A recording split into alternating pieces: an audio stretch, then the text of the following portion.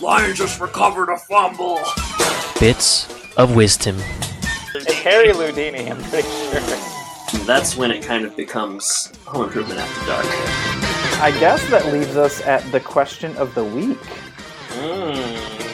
Very good. I don't know if you noticed, Jordan, but a really cool aerial shot of the table. Reasonably funny. User review.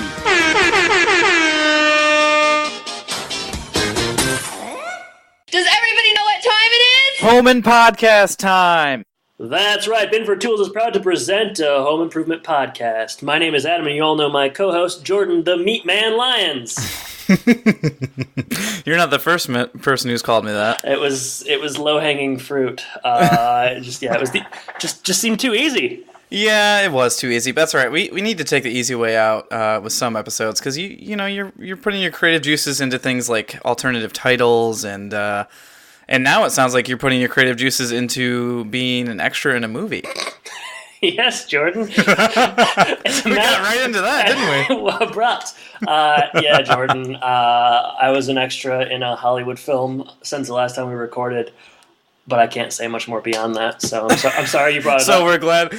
Well, you texted me this news and you said that we're done with the podcast. You're too big. I said that was a possibility if I got discovered on set and I just assumed you got like a new full-time professor job, but no. Yeah, I mean basically there are a million reasons why this podcast could stop happening, and they all kind of revolve around something better happening to me or my to you, not to me. Nothing better could happen to me. You're kind of settled into a particular kind of niche, but. If anything were to happen with me in terms of fame and fortune or a schedule that made me a little bit busier, then things might be in jeopardy. But Jordan, as of now, the movie's not going to come out for a while. None of the critics have written anything yet. So as far as I know, my performance will probably go unheralded. So I think you're safe. Well, I guess our fans will be happy to know that the show will go on for them. Yeah, I mean, my personal life be damned, but the show will continue. So, it was a cool experience. When the movie comes out in like a year and a half, I'll be happy to talk about it. But we might be doing the pod still, right? We'll probably be in season 4. No. No, but it was a lot of fun. It was kind of a dream come true for me. So, I can't wait to hear about it in a year and a half. Yeah, but another dream come true was watching this episode. Sure, it was. Yeah, what episode's that? Jordan, the episode is I believe it's episode 53. Am I wrong? Yeah, that's correct. Okay, good. I don't usually do this, so it's a little bit new for me. I'm throwing Jordan, it in your court. Episode 53, a so evening. Yeah. And that's SEW for those listening. Yeah, yes. Quite the pun. Yes, it like many home improvement titles, it does involve a pun. And I mean, when I say many, I mean 53 out of 53 so far. So. All right, this one was written by Rosalind Moore. She last did Dances with Tools and Abandoned Family, which, if I recall, Abandoned Family was one of your favorites. I don't remember either. You don't remember any of the old ones ever? I don't remember any I think of those. that's the one where it was all very sad. I don't know. I just remember that. Family. I mean, it doesn't sound happy. It didn't sound happy. Dances with Tools. Which one's that? This is not interesting for anyone listening, but I am. I'm going to Google it right now. Dances with Tools is when the boys pull a prank on Tim and unzip his pants. Oh yeah, that was a good one. Yeah, that was a season 2 highlight or low light. I can't remember. I think it's season 2 highs and lows were kind of the exact same. Yeah, they were all lows. So what you're saying is Rosalind, she's got a track record for success. Yeah, she does. And cool. On October 6th, 1993, she brought this success to the small screen. And like we do every week, let's do our alternative titles here. Okay. I know you came up with it ahead of time. That's good. We're off to a good start there. Yeah. I've got 3. You said you have 3 this time? Yeah, I also have 3, Jordan. Okay. I can go ahead and go first because you usually go first. Okay, so just to remind everyone, the title is A So Evening. So, Jordan, your first one is? I go for a low-hanging fruit here. Morton's Meathead. Morton's Meathead, of course, referring to Joe Morton, the guest star of the week. Yes, that's correct. All right, my first one... my first one is Nay, Boar. Just a horse reference, huh? Nay, no. Nay. Ah, okay. Well, Well, you can't say that it's bad when you don't understand very simple joke structure. No, I just don't get it. Okay. I don't get it. Okay, so my next two are pretty rough. This one's for the more politically inclined, so that's usually good idea. Usually a good one. It's a popular slogan that Bill Clinton used back in the early 90s. Yeah. It's home economics, stupid. Yeah. Do you remember the campaign slogan the mantra that they kept doing? No, I don't remember that. When you said a Bill Clinton quote, I thought you were going in a different direction. But I'm glad you did what you did. The quote was, "It's the economy, stupid." Oh, okay. That was their mantra. Oh, so. Cool. I like that. It's kind of welcoming. It's not especially abrasive or anything. Mm-hmm. My next one is hanging on by a thread. Oh, and we didn't mention, you didn't even watch the episode before you came up with these titles, right? Yeah, I was in a position where I had computer and internet access, but I wasn't able to watch the episode, so I wanted to get some work done, so I just looked at some pictures, and through context, I probably came up with the best titles I've ever done. I was going to say, it seems to be working so well. Okay, my last one is for the more football-inclined of our listeners, so offensive hot rod interference. Okay, before we say anything, I better do mine. No offense, but I wish you'd leave. So we got the fence stuff in there, too. Yeah, again, that was especially low-hanging fruit. But really good week for us. I think collectively one of our better efforts. Sure. We'll see what the audience says. I'm happy to praise us, even if no one else is. So. All right, that's fine. So plot synopsis this week is written by Bernie. New neighbors move in near Tim and Jill. The husband is a friendly, obnoxious type who dents Tim's hot rod. One of those friendly, obnoxious guys you run into. I think we all got them. They're everywhere. Jill and the wife get along great. Brad takes home ec at school to be in class with the girls. So Bradley's on to his next. He just got dumped by Jennifer, and now he's on to the next one. Yeah, I mean, if you're Brad, you can't just sit in bed for days on end and eat pints of Haagen-Dazs. You got to move on to the next one. Young love. Young love. He moves on into home ec. So he's gonna be sewing. He's gonna be doing all that good stuff. So let's get into it. We open at home, not on tool time for the first time in a while. That's usually where we do the cold opens. But instead, Brad and Randy are playing football in the house. Tim comes in and steals the ball before Randy can toss it. Almost like he's... What are you laughing at right now? Just the logo, man. I finally saw it. Oh, thank goodness. I was going to bring it up. The logo was wide open. The logo was a real TO, a real Terrell Owens. Called for the I thought the logo was trying to play defense. See, I thought the logo wanted the ball. Well, I mean, there's no doubt he wanted the ball, but I thought he was playing defense. Okay, you thought he was playing DB. I thought he was running a fly route down the field. So after Tim determines that Jill is not home, he says he can play in the house with the boys. So the logo is there in the middle on the counter trying to block Tim's pass to the boys. And the logo has hands, and he's like, hey, right here, give me the ball. Probably the biggest prima donna move we've seen the logo do in quite a while. And I of course, haven't seen the logo about 6 to 8 episodes, so I couldn't tell you exactly, but... I think last episode, the logo got stomped on, so he's trying to regain some of that swagger. Yeah, that's good. Build yourself up. Yeah, so Logo wants the ball, and Tim asks Brad about signing up for electives, like a parent would know about their kid signing up for electives in 7th grade, but Tim knows about it because he views it as kind of a big step for Brad because he's going to take home ec for the first time. It's revealed... No, he doesn't want him to take that. Oh, sorry, I misspoke. He wants him to take shop. Sorry, shop. That's right. I misread my notes.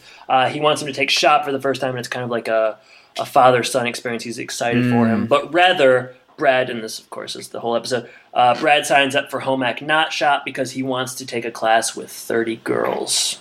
Yeah, instead of it being the year of the ashtray, it's now going to be the year of the muffin. I don't know if Randy makes that joke, or somebody does. A lot of home ec jokes in a they're coming fast and furious. Not a long amount of time. And at first Tim doesn't get it, and then he says 30 girls, and then Tim says, "Oh yeah, I get it, Brad." But he still wants him to take shop because it'll help him deal with the girls later on. He says, I forget his reasoning, something about dealing with hard situations or something. Yeah, it doesn't make any. It's not real, well thought out. Did you take home ec, any kind of home ec classes in school? I think it was called Teen Survival when we were. That was the one I took too.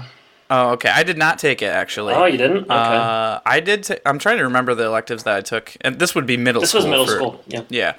I think everyone took physical education, or most people. I'm not sure we need to go down the other elective rabbit hole so much as I just want to know if you took home ec. No, I didn't take that. Right, I want to know which ones you took. I want to know what I took home middle ec, school. so I'm ready to talk. I'm ready to speak to that. All right, speak to it. Let's hear it. Home ec, aka teen survival, which really, I mean, I would not have survived being a teen if not for this class. That's right. I learned now that class is about zombies. Yes. I learned how to make an omelet because that's something you need to learn how to do. It's not just something you're survive. able to do. Yeah. If you're the only person left on Earth with a bunch of eggs, the class will help you survive. I learned how to make a pair of pajama pants. Mine had baseball helmets. I learned how to make a secret pocket scarf. There was a secret pocket for your keys. Mine was it had palm trees on it. And what else did I do? There was only things. one thing you cooked that whole time, huh? That's the only one I remember. Okay. And here's the thing. It was like a pizza omelet, and it was kind of disgusting. Oh, like I didn't even do like a Western omelet? No, it was like pizza omelet. It Who was like taught this class? Patty White. Oh, well, that explains it. Hey, don't get me involved in that. I'm not going down that rabbit hole. I know she happens to be one of our major supporters on Patreon. So no. Well, Jordan, yeah, I mean, you missed out. You missed out on that experience. I did clearly. miss out. Instead, I took a computer technology class, Spanish. Yeah, how'd that work out for you?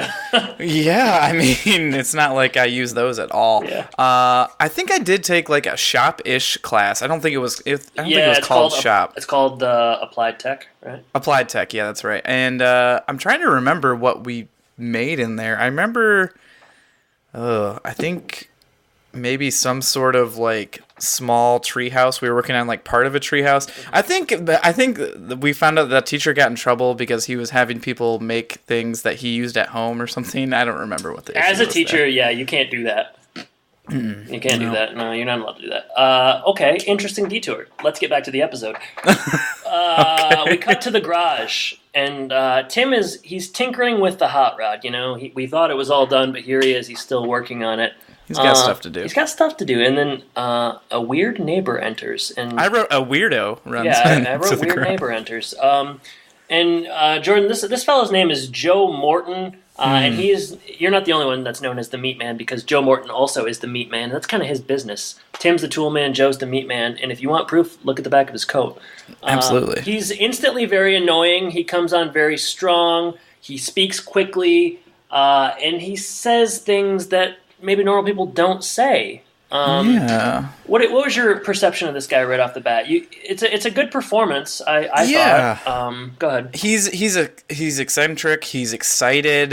He does a lot of like hitting you on the back. Yeah. And all that kind of stuff. He's just over the top and a little too excited. It's almost like he. I don't know. He might be on some sort of drugs or something. That's what I'm wondering. Yeah. I mean, that wasn't established in the episode, but.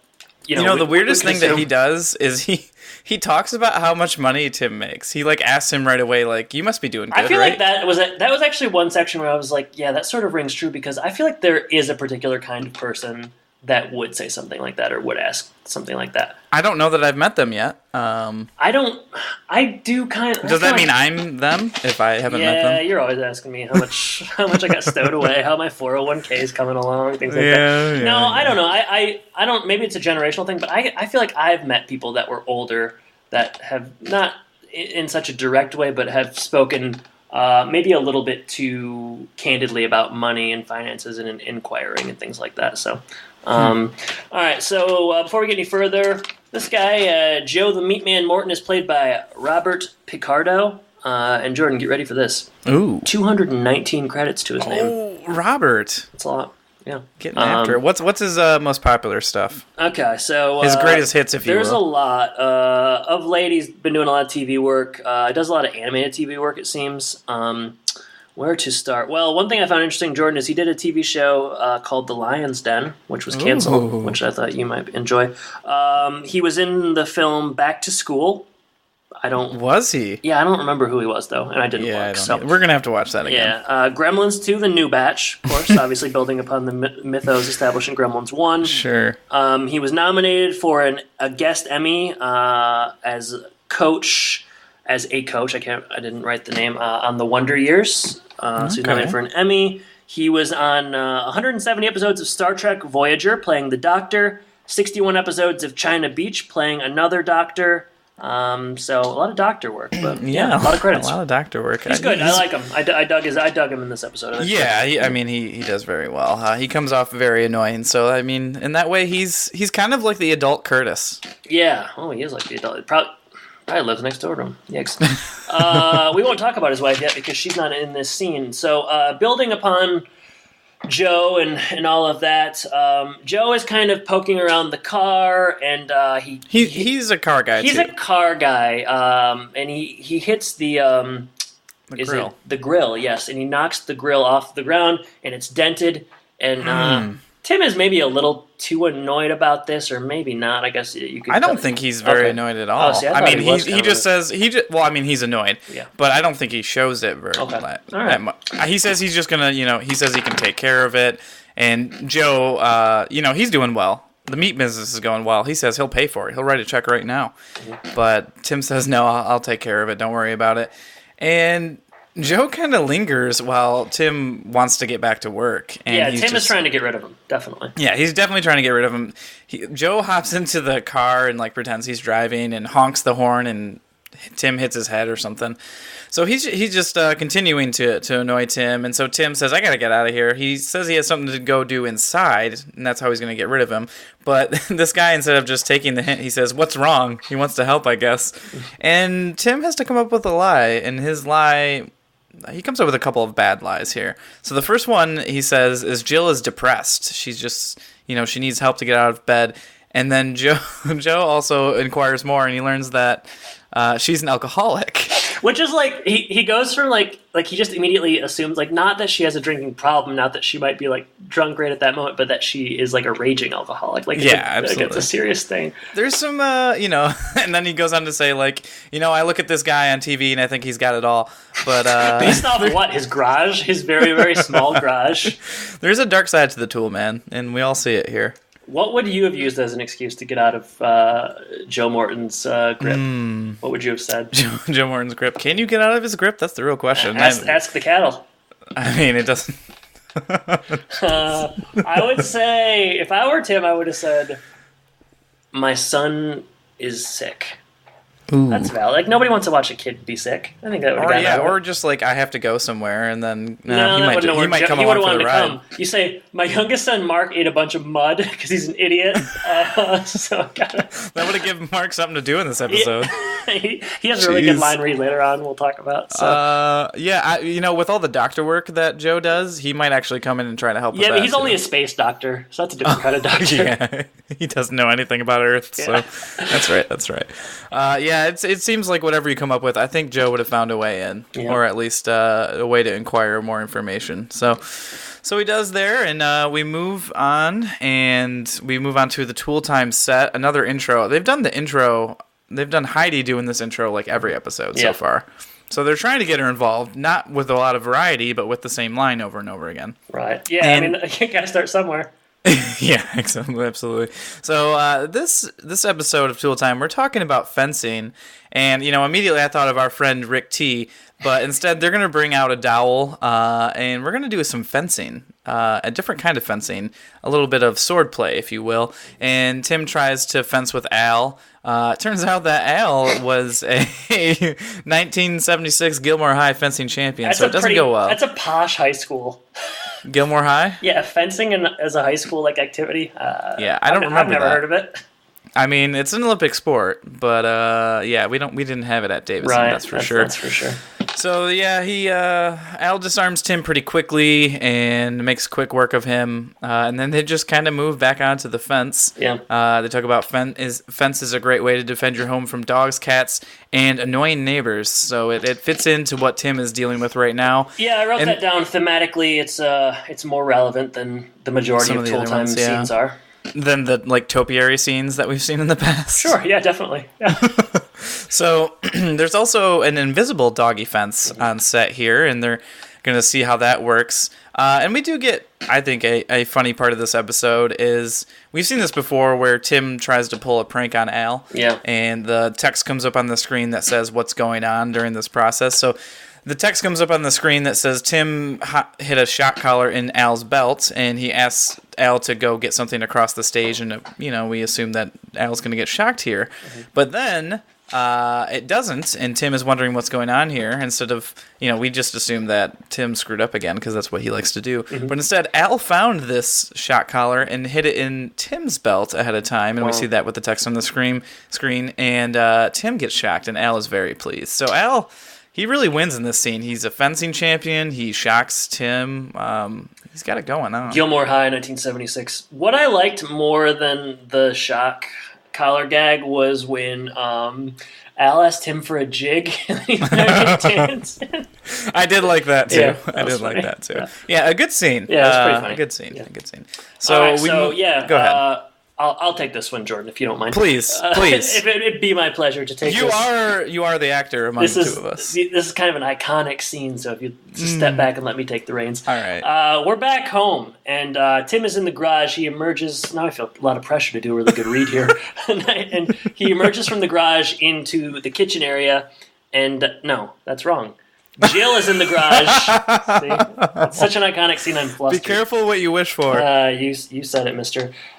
Jill is in the garage, and she's with Joe's wife, Marie. And it's kind of like a Polly want a lawyer sort of line read here, because she's like, I don't even remember exactly what it is, but she's doing, and maybe this is her actual voice, but she's doing a really thick, like, Brooklyn kind of accent. And she's that's when I said, you want to give me those undergarments, or you want me to put a hole in your head, or something along those lines? It was about pantyhose. Pantyhose, yeah, but it's more like, it's like that, but we don't hear the full story. It's just world building. And World building. So Jill and Marie, they're having a good back and forth. They're getting along really well. It's my understanding that Marie is borrowing an extra toaster.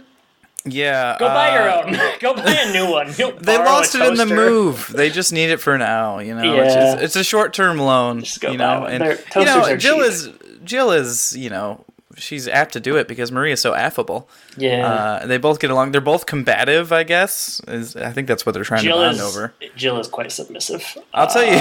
So I don't agree with that. Well, they both have therapy in common. Jill likes the idea of maybe Jill threatens therapy a lot. Marie goes because she got a coupon. Exactly. Yeah. That's what binds them together. Yes. So. The therapy that binds us. Yeah, more dialogue. Marie goes to therapy. She's delivering a lot of lines very quickly. Some of them are funny, some of them aren't. They head inside. She was in therapy for, was she like an obsessive eater, or is it couples therapy? I think she's got a food problem. Okay, all right. Don't do much with that, really. Before we she talk does about, get cake later. She immediately dismisses it. Iconic. So. It's the iconic cake scene. Before we go any further, I want to introduce this actress. Her name is Mariangela Pino. Now let me guess. Mm-hmm. I think I know her from Grease.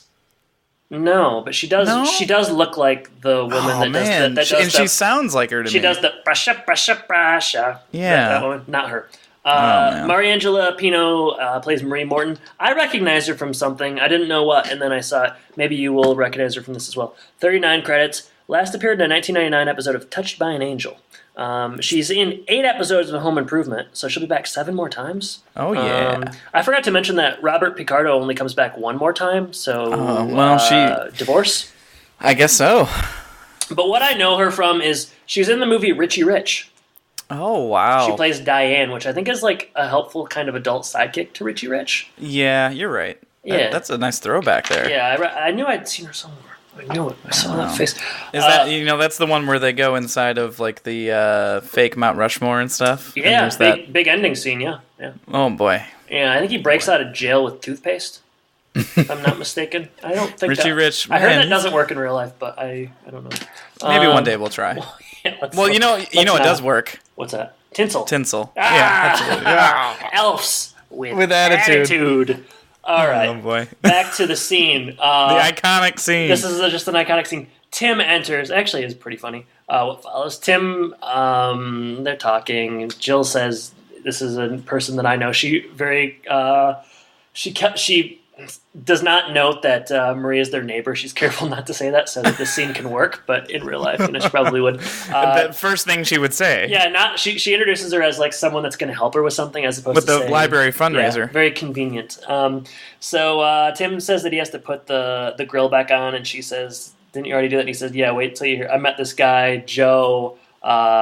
Very annoying, blah, blah, blah," goes on, and then it's revealed, of course, that Joe is her husband. But she takes it all in stride. She takes it in stride. Yeah, she knows what it's like to live with Joe.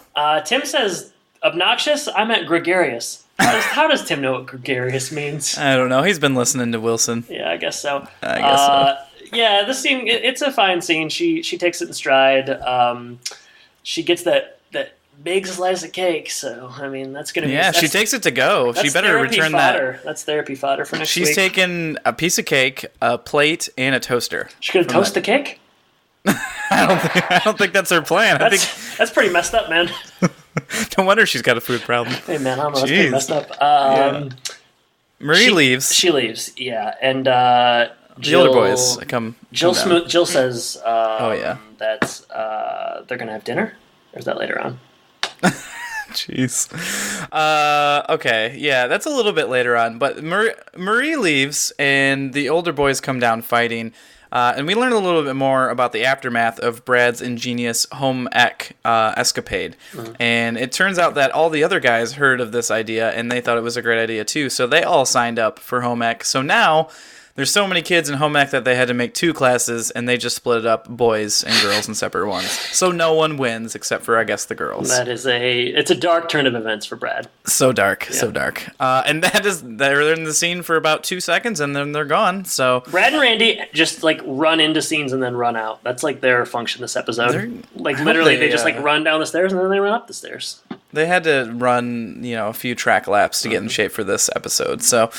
But this is what you were talking about earlier. Joe and Marie are going to come over for dinner on Saturday, or they're going to go out to dinner on Saturday due to Jill and Marie's plan. And Tim protests. He's not excited about this. And they talk about we should just go out with another couple. They do a couple of jokes on that about how the other couple that Tim would want to go with, they don't like Tim. And then it doesn't count to go out with Al and his mom. And then Tim says that Al's mom is a couple by herself. So sizzle, sizzle, sizzle. Ouch. And so that sets up for what's coming next, and that is a double date with the Morton family. Yeah, Chez Pierre set. Do you figure the same restaurant from outside? Yeah, it's got the same steps and everything. Yeah, the same door, like right by the table. So instead of the elegant design, there's like a cow head and stuff like that. They just keep changing it around. It's like the 3rd time we've seen it. It's good that we do this podcast so we can notice cool things like that. Mm-hmm. So yeah, they're at the restaurant. This is a long scene, but I didn't really. I guess I didn't take very many notes. So I only have like 5 bullet points but here. It feel like it went on for a long time. They arrive there. Joe and Marie are already there, and I want to say one thing that I noticed in this scene. Mm-hmm. Another important thing that I noticed is an extra walks through the scene, kind of like you. Of course, but it is the Boy Meets World dad. Really? That walks through. Yeah. I wish you would have told me this before. I would have looked out for it. I'm sorry. We can't talk ahead of time. How did you notice? I just happened to see what was going on, and I replayed it back because I thought it was him, and it sure was. Oh man, that is crazy. Another Boy Meets World connection. When this boy meets world. All right, that is interesting. That was worth interrupting me for, actually. Oftentimes it's not. That time it was. So Joe is buying. This is the Joe kind of thing. He likes to talk a lot about money, and this is also what I'm talking about. Like the kind of guy that would make it very clear. It's like it's on me. Get whatever you want. Don't even worry about the price. It's just kind of a showman. And Tim sits down. He says he wants the chicken. Joe is pretty adamant that Tim should get the steak. This is a steak place. You don't come to the Chuck House to get chicken. I would get chicken at the Chuck House. I'm not a big steak or. I think I'd go pulled pork if they had it. Chuck fan. Pulled pork, eh? Jill, no, we're not quite there yet. It's mentioned that out of nowhere, kind of, he just like mentions Jill's condition, like very quickly after they sit down. He says that beef is, because she says she wants chicken too, Okay. and he says that beef is good for her condition. I guess maybe the extra iron will help with her depression. Okay, yeah, sure, Joe. And she does not like that. And She says, "What condition?" What condition? And Tim's foot is kind of in his mouth, and then it gets worse because he orders drinks and he gets some Cabernet Sauvignon, and he gets her a Shirley Temple non-alcoholic. Jordan, for her other condition. Jordan, I don't know if you know this, but a Shirley Temple's non-alcoholic. As a non-drinker, I just want to make sure that's clear. Yeah, I've seen enough. It's funny, the people seem to make that joke enough that I actually know what that is. Okay, so. fair enough. And then it's revealed that Tim said she was a raging alcoholic, and boy, dinner's not going well. She does not They take should kindly stop going to to that. this restaurant because, like, the first time they went there, Tim wanted to watch a football game. Second time, he's trying to use a spoon to check out pre-Heidi Debbie Dunning. This time, all this transpires. So I say, go to Big Mike's. Get a stinky. Yeah, but nothing bad happens at Big Mike's. Although, now I'm wondering, do you think that Chez Pierre went out of business and then the Chuck House opened in its stead? Yeah, because Chez Pierre is too fancy of a restaurant for that area. I mean, yeah, there wasn't enough demand. Any kind of place any fancy restaurant where you're putting a table that close to the kitchen, I mean, you just don't know what you're doing. That's bad business. It is bad I go to a lot of business. fancy restaurants. Take my word I think for the it. problem, honestly, with Chez Pierre is that the wait staff was just sitting back there watching sports, and they weren't Nobody actually. ever got their food. No, that was The the dad from problem. Smart Guy was just blocking the exit. Oh my goodness. All So, right. well, at least we figured out what happened there. Yes, Let's see. Al's at home babysitting. I was gonna say that's all I have for the scene too. So let's move on. I have a bit more. Not a lot more. Al's babysitting. They're watching a horror movie. I just liked Al is kind of spread out. He's got a couple of empty beer bottles in front of him. He's eating. It kind of looks like he's having a great time. Probably like the best night out Al's had in a while.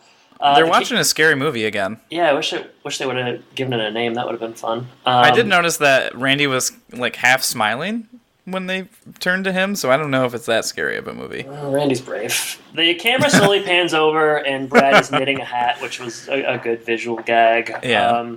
He's just chilling. We learned that Al was in the Navy, which maybe we talked about before, but he only went to Nevada.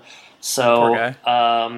Tim and Jill arrive home. He wanted to see the world. That's why he joined, right? Yeah, but he only went to Nevada, which is a world of difference from suburban Detroit, I suppose. Tim and Jill arrive home in a huff, and we find out that Al wasn't even getting paid. They said he could eat whatever he wants. He ate all the cookies. He ate the little sausages. I mean, I like this that part was funny. though. It was really funny. Yeah, just through silence. Tim says, like, "Where are the cookies?" Al ate them. And they pan to Al, and Al's where just are the little stone-faced. sausages? Again, Al ate them, which was funny. But yeah, I think that's really it for that scene. Well, yeah, and basically Tim and Jill are kind of fighting here, and Al's kind of sitting there watching, and they talk. Tim tries to blame this on Joe, but Jill says, "You're the idiot," and that's how the scene ends. So. Is it Joe's fault or Tim's fault? Well, it's Joe is the catalyst, but Tim takes it to another level. Like, he didn't have. I mean, that kind of is what they get to later. He's the one who made up those terrible lies. Yeah, maybe don't go so big with your lie. Just like say someone's sick or something. Keep it easy. Yeah. Keep it manageable. But instead we move outside later that night, I suppose. It must be late because Tim's trying to stir Wilson, and he's not outside right away. And let's go ahead and play a clip of what happens here. Wilson! Wilson! Wilson!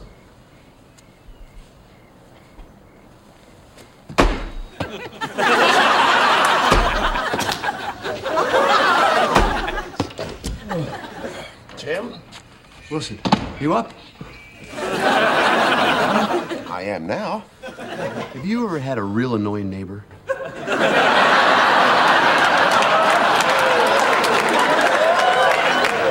Tim, is this a trick question? No, I'm talking about that guy next door to me. Just moved in, Joe. He's already bugging me. Well, I know the feeling, Tim. That guy's such a pain in the butt. Just being around him gives me a headache. Tim, you wouldn't happen to have an aspirin on you, would you? What would you do? Well, what I would do when I'm face to face with an irksome individual, I always say, look for the good in people. That works? Most of the time. Yeah? And if it doesn't, I take his ball away. All right, Jordan. So it's the wee hours of the morning. Presumably, it's very late.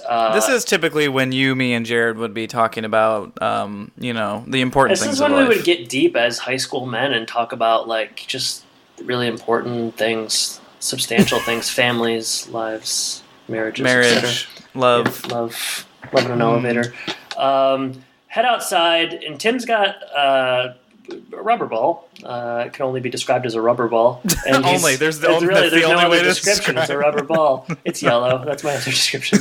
And he tosses it at Wilson's house, again, trying to stir Wilson. And Wilson, he's nearby to the door because he comes out fully dressed, but he's tired. Maybe he was taking a nap. At the door with all of his clothes on? Hey, maybe. He's a weird guy. First thing Tim asks is, ever had an annoying neighbor? Ironic. Yeah. And Tim describes his situation. All the while, he's kind of tossing this ball up against the fence. It's a pretty short scene, but what Wilson says is, you got to try to find the good in people. But what if that doesn't work, Adam? Well, then you take their ball? Is that what happens? He takes his ball and he just leaves. He walks away. It's short. I liked it. Sure. Yeah, it was different. So yeah, Wilson's fed up. At 2 a.m, he just wants to sleep near the door with all of his clothes on. Yeah, well, I think we all want that. That's what some people want, I don't know. All right, so move on into the garage, and we kind of see the aftermath of Tim's, conversation with Wilson here. Joe again sneaks up on Tim. Tim hits his head, and Joe figured out why he lied about his wife. He says that Tim is having an affair. And no, he's not. And then he says, well, then I definitely know what it is. It's because you hate me. And, Tim doesn't say right away that he doesn't hate him. Yeah. Hate seems like a really strong word for this. I know, he's like, you hate me. It's like, it made me feel kind of bad for Joe. Yeah. It seems like Joe kind of gets this a lot. He apologizes to Tim for coming on strong. They, do a handshake. And, Joe feels bad, so he got Tim something really nice. And he brings over a box. In the box is an original 1933 grill instead of his replica for the car. Tim tried to get this himself, but he couldn't do it. So it looks like Joe's got some friends in high places. It must be because he's a high roller. Well, Joe, he robbed this jewelry store, told him to make me a grill. So. I was going to make that one of my alternative titles. Smile for me, Joe. What you looking at? My grill. You want to see my what? It's Tim's love can be bought. He can't say my love don't cost a thing because it costs the price of a 1933 original grill. So yeah, Tim and Joe are straight again, and I mean that is essentially it. They're going to hang out again, I think. Yeah, Jill comes in. Joe leaves at this point, and Jill comes in, and Tim's like, "Yeah, I do like Joe now," and it's just stupid because and he says, let's go on a couple of double dates with them, the Morton family. And she says, well, Marie and I are going to, but we just have to find a couple of guys. Oh, man, she roasted him. That was tough. Final scene. This was actually this was really unnecessary. They should have just ended it before. Yeah, it's dumb. They're in the kitchen, and Jill's on the phone talking to another couple. I think it's Jack and Suzanne. No, it's not. That's a different couple. It's Jerry and Sheila. They made up so many couples this episode that it's hard to keep them straight. Jack and Suzanne, I thought was funny because it seemed like it was just so close to Jack and Diane. Like, why not just commit to that as your joke? But it's another couple that they want them to watch vacation videos, which assuredly must have been a thing. Apparently, like I've heard of looking at people's photos. Sure. But that's one of the only good things about the old slideshow. That's like the only good thing about like Facebook photos are that like no one's ever gonna say like, hey, do you want to come over and like look at my photos, because they're just like posting them on an ongoing basis, so you can kind of dodge that bullet. But she uses not for you because you don't have Facebook. I don't have Facebook, Jordan. Counterculture. She uses Tim as an excuse to get out of it, and then Tim's like, hey, what the heck? How come you're allowed to do that, but I'm not? What's the double standard about? Yeah, well, because there's acceptable and unacceptable lies, and they go down that rabbit hole very, very briefly, and that's essentially it. Roll credits, fade to black. There's a ball blooper scene, and this is a so-so evening. Wow, you really got the end of that one pretty quick. My goodness. It's a long discussion. All right, so what are your highs and lows? All right, Jordan. I like this episode. I like it. I liked it the first time I watched it, and I liked it the second time I watched it. You liked it before you watched it because you watched I looked at all the photos, and I thought, seems like it's gonna be a good one. I like Joe. I like Marie. I think they're good guest stars. I think Joe is one of the better guest stars we've had in a while, just in terms of being memorable and kind of leaving an impact. He's funny, and obviously he's very annoying, but it's a good performance, and her less so, but still pretty solid. So I like that. I like the subplot with Brad taking the home ec class and kind of doing the knitting. I think there were quite a few good jokes in this episode. We talked earlier about the tool time scene with the shot collar and the jig and the fencing. I thought that was funny. Obviously, the logo wanting the rock was really just that's like primetime stuff. It got the episode off to a good start. Yeah, I was like, this is gonna be a good one. No, it's a funny episode. It's something we haven't seen before, at least not exactly like this. It moves pretty quickly. There were good laughs. Al, eating all the food was funny. It was a good one. It was. If this were a season 2 episode, I would be really singing its praises. 3. But yeah, it's not quite the Isaiah your corn's getting cold level, but it's a level below that. This is one of the better ones, good. I'd say. Yeah, pretty good. Yeah, I would agree. It's a good one for me. I think you took all of the good things of the episode. The only thing that you didn't say is I kind of like, they're doing a little bit more of developing Al's character as far as his background, the fencing and the Navy background. Although it doesn't seem like they do much with it later on. At least we know why he knows how to sew. And I did like Brad's side story, although the other 2 boys don't really get a ton to do. Like I don't even Mark. I mean, one of the low points I should say was when Mark said, "I already was sleeping." Oh, yes, yeah. Yes. That's his only line. That's his only line. It was a low. It almost derailed the whole episode. Yeah, it was almost a real high because there was no Mark involved. But they snuck that one in there. So, good message. Wilson's scene is funny with, him being woken up and Tim not understanding that he is the annoying neighbor as well. So, a good episode. Not a lot of downs here. It's just... Yeah, good jokes. A better effort by Rosalind Moore. It was a really woke episode, I would say. Yep. And with that, let's move on to Sean's social media roundup. Again, sponsored by Sean, a great fan of the podcast, and we want to pay tribute to that, and we will continue to do so. If you'd like to reach out, please do so. Our website is thehomeandpodcast.com, where you can contact us there. We have an email, homeandpodcast@gmail.com. On Facebook, we're at facebook.com/homeandpodcast. You can tweet at us at homeandpodcast as well. If you are interested in supporting the show, you can do so for as little as $1. And if you do that, we do give out bonus episodes, such as the Jungle to Jungle episode. You can do that at patreon.com/homeandpodcast, or there's a support tab on our website. So feel free to do that. And we'd love if you could leave a review for us on iTunes. It helps people find the show. We've got 16 now. Is that right, Adam? That's correct, Jordan. We should read one of those after I go through Twitter. I wanted to say one thing about the Jungle to Jungle episode. Recently the recipient of a Pulitzer Prize, so might be worth checking out, Wow. You're speechless. You can't even believe it. Yeah, I definitely don't believe it. Yeah. Twitter, couple polls. First one, which host of Home and Podcast is more of a rebel? 10 votes total. Where does this come from? We were talking about a rebellious childhood last episode, right? That's right. Yeah. 20% Adam, 20% Jordan, 60%. Those dudes are square AF. Oh. I knew we should have started that Def Leppard podcast. Yeah, well, we all make mistakes, and that was just one of them. But... I mean, I guess the correct answer probably was those dudes are square AF. Of the two of us, I think it probably comes over the microphone. I'm obviously more of a rebel, but maybe the people just don't know us well enough. Can I say that is the least shocking thing you've said all episode and perhaps all season? Yeah. Other poll is actually, this was a timely tweet. I tweeted this the Sunday evening that Game of Thrones debuted, and it was better show, Home Improvement or Game of Thrones. 29 total votes, 93% said Home Improvement, 7% Game of Thrones. Well, I think we all know that's true. Yeah, I don't know. I mean, it's crazy. You'd think we'd have more listeners to the podcast. Yeah, it's weird. I don't know. I gotta look into that, do some research, find out what we're doing wrong. But I mean, the numbers are definitely there. So continue to reach out to us on Twitter. We've been really close to 300 followers for don't know, 4 weeks now. So Put us over the top. Tell your friends about us. Follow us if you aren't already, and keep tweeting at us. And there's we'll keep only tweeting back. There's only so many people and family members I can like grab their iPhone from and like subscribe to the podcast and stuff. So at some point, people are going to have to tell people about themselves. Yeah, tell your friends. Jordan, iTunes review to read?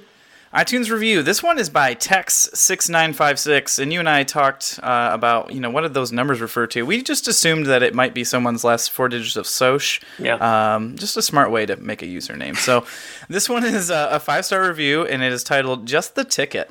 This is what you need for all home improvement fans and non-fans, though it certainly helps if you are. Jokes are... Then he goes on to say that jokes are... Well, I'm assuming this is a he. Jokes are mediocre, but come from the heart. A smart, wholesome, and funny podcast, an enjoyable listen for anyone.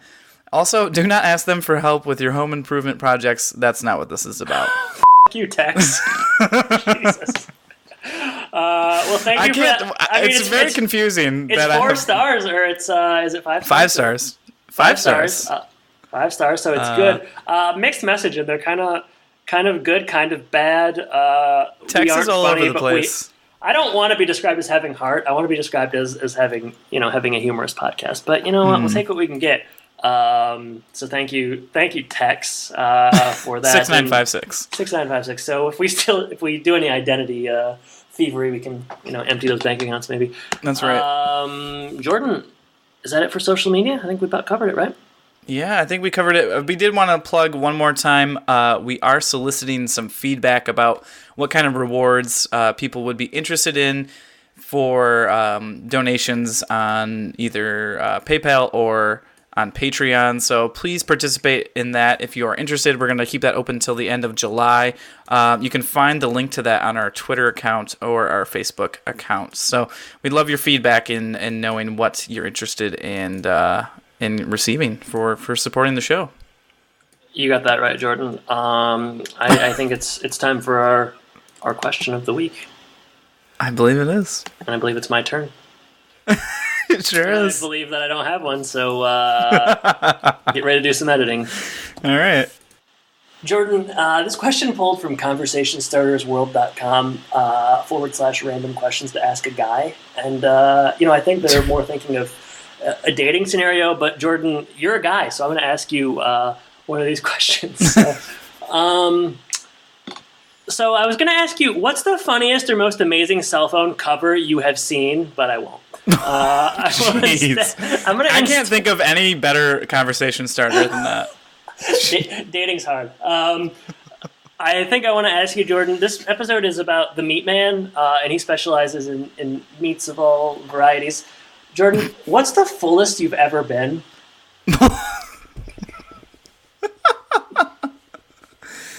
Oh, boy.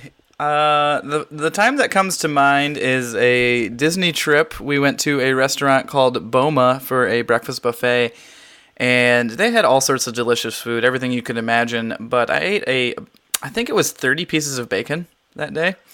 As you can imagine, the rest of the day, I just laid on the bed and felt nauseous and terrible. But, I had 30 pieces of bacon, some breakfast foods like pancakes and waffles, some fruit, try to get some potatoes in there for a little bit of a balanced meal. But, yeah, that was a little bit too much for a younger kid. I think I was a teenager at the time, so... And listeners don't know this, but, you're a pretty big guy. I'm pretty huge. What are you, so when I get full, that means I've eaten a lot. Yeah, you can put it away, but... okay. I'm kind of like Bill Brasky in that way. You are the 2017 prototype of a Bill Brasky. They say your heart is like a basketball filled with ricotta cheese. The fullest I've ever been, it's just a really interesting question. It's really interesting. I feel like every Thanksgiving, I think I'm the fullest I've ever been when all is said and done. But I think what came to mind is, I probably have mentioned this 3 or 4 or 10 times before, but I taught in Brazil for a summer, and I was at they have them here, but the Brazilian steakhouses that they have here, like whatever they're called here. I went to one down there, and obviously it was better because it was actually in Brazil. But I'm not a big meat guy now, but back then I was really. You're a big veggie burger guy. Kirsten recently is like full vegan, so that means that I'm your diet changes as well. A little bit. I mean, it. my wife has celiac, so I eat more gluten free than I ever used to. Your obviously. wife and 97 20-year-old women, but I digress. I don't know if they've all gotten the test to prove it or not, but she has. We're not going down that rabbit hole. We're not going down that rabbit hole. The fullest I've ever been, Brazilian steakhouse. I just remember at the end of the night, I looked at my stomach and it's not even a funny story. Like, I just felt so sick. It was just like a hard ball. I mean, it was just very, very bloated. And I think, we've all ate too much and been there. But I mean, briskets, chicken, shrimp, steaks, and those kind of places. They have like the big salad bar. I'm eating like artichokes. I'm eating like puddings and cupcakes. I mean, it was the closest I've ever been to an actual dumpster, I would say. Yeah, it's a wonder that we don't just have heart attacks when we do things like that. I'll tell you what, man. So thank you, conversationstartersworld.com/random questions to ask a guy. We'll be returning to this one. Jordan, what are we covering next week? Next episode is going to be Arrivederci Binford. Arrivederci! Exactly. Yes. So farewell. Italian farewell. Yes, indeed. And we'll say farewell right now. Yeah, I think we will do that. Jordan, thank you for joining me, listeners. Thank you for listening. Arrivederci, and take care. Take care, everybody.